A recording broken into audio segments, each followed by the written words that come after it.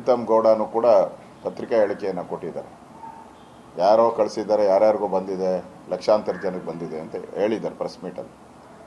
ಆ ದೃಷ್ಟಿಯಿಂದ ಇಲ್ಲಿ ಸ್ಪಷ್ಟವಾಗಿ ಇದರಿಂದ ಇರುವಂಥದ್ದು ಕುಮಾರಸ್ವಾಮಿಯವರು ಹೇಳಿದ್ದಾರೆ, ದೊಡ್ಡ ತಿಮಿಂಗಲ ಇದೆ ಅಂತ ಹೇಳಿದ್ದಾರೆ. ಅದಕ್ಕೆ ಡಿ ಕೆ ಶಿವಕುಮಾರ್ ಅವರು ಹೇಳಿದ್ದಾರೆ, ತಿಮಿಂಗಲನ ಬಡಿದು ತಿನ್ನಲಿ ಅಂತೇಳಿ. ಅದನ್ನು ತೀರ್ಮಾನ ಮಾಡಬೇಕು, ಬಡಿದು ತಿನ್ನೋದು ತೀರ್ಮಾನ ಮಾಡಬೇಕಾಗಿರೋದು ದೇವೇಗೌಡರು, ಅವ್ರ ಕುಟುಂಬದವರು, ನಾವಲ್ಲ. ಅದನ್ನು ಅವ್ರು ದೇವೇಗೌಡರು ಅವ್ರನ್ನ ಬಡಿದು ತಿನ್ನಬೇಕಾ, ಏನು ಮಾಡಬೇಕು ಅದನ್ನು ಅವ್ರು ತೀರ್ಮಾನ ಮಾಡ್ತಾರೆ. ಅದಕ್ಕೂ ನಮಗೂ ಸಂಬಂಧ ಇಲ್ಲ. ಆದರೆ ಎಲ್ಲೋ ಒಂದು ಕಡೆ ಈ ರೇವಣ್ಣವರ ವಿಚಾರ, ಒಂದು ಕಡೆ ಕಾಂಗ್ರೆಸ್ಗೆ ತಿರುಗುಬಾಣ ಆಗ್ತಾ ಇದೆ. ಚುನಾವಣೆಗೆ ಉಪಯೋಗ ಮಾಡ್ಕೊಂಡ್ರು, ಎಷ್ಟು ಬೇಕೋ ಅಷ್ಟು ಚುನಾವಣೆಗೆ ಉಪಯೋಗ ಆಗ್ತದೆ. ಈಗ ಅದು ಒಂದು ಜಾತಿ ಮೇಲೆ ಕನ್ವರ್ಟ್ ಆಗ್ತಾ ಇದೆ.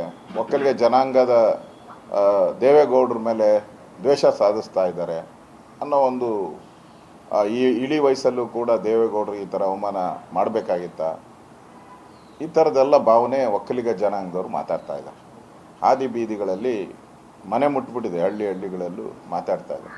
ಇದು ಅವ್ರ ಕಾಂಗ್ರೆಸ್ ಅವ್ರಿಗೆ ಇರ್ಸುಮರ್ಸು. ಅದಕ್ಕೆ ಅದನ್ನು ಏನಾನ ಮಾಡಿ ಬೇರೆಯವ್ರ ಮೇಲೆ ಹಾಕ್ಬೇಕು, BJP ಮೇಲೆ ಹಾಕಬೇಕು. ಮತ್ತು SITಯಲ್ಲಿ ಆಗುವಂಥ ಎಲ್ಲ ತನಿಖೆ ಪಿನ್ ಟು ಪಿನ್ ಮಾಹಿತಿ, ಇನ್ನು ತನಿಖೆ ಆಗೋಕ್ಕೆ ಮುಂಚೆ, ಅರೆಸ್ಟ್ ಆಗೋಕ್ಕೆ ಮುಂಚೆ ಫಸ್ಟು ಕಾಂಗ್ರೆಸ್ ಅವ್ರಿಗೆ ಮೆಸೇಜ್ ಹೋಗ್ತೈತೆ, ಆಮೇಲೆ ಪೊಲೀಸ್ ಕೆಳ ಅಧಿಕಾರಿಗಳಿಗೆ ಮೆಸೇಜ್ ಹೋಗ್ತದೆ. ಆ ಪರಿಸ್ಥಿತಿಯಲ್ಲಿ SIT ನಡೀತಾ ಇದೆ ಇವತ್ತು. ಅದಕ್ಕೆ SIT ಅದರ ಪಾವಿತ್ರತೆಯನ್ನು ಕಳ್ಕೊಂಬಿಟ್ಟಿದ್ದಾರೆ. ಈಗ ಒಳ್ಳೆ ತನಿಖೆ ಮಾಡಿಸ್ಬೇಕು. ಈಗಾಗಲೇ ಪ್ರಜ್ವಲ್ ರೇವಣ್ಣ ಕೂಡ ಇನ್ನೂ ಸಿಕ್ಕಿಲ್ಲ. ಅದರಿಂದ ಕೂಡಲೇ CBI ಕೊಡಲಿ, ನೋಡೋಣ. ಇವರು ಇಷ್ಟು ದಿನ ಟೈಮ್ ತಗೊಂಡಿದ್ದಾರಲ್ಲ, CBI ಅವರು ಎಷ್ಟು ದಿನ ಟೈಮ್ ತಗೊತಾರೆ ಅರೆಸ್ಟ್ ಮಾಡೋಕ್ಕೆ ಗೊತ್ತಾಗ್ತೈತಲ್ಲ.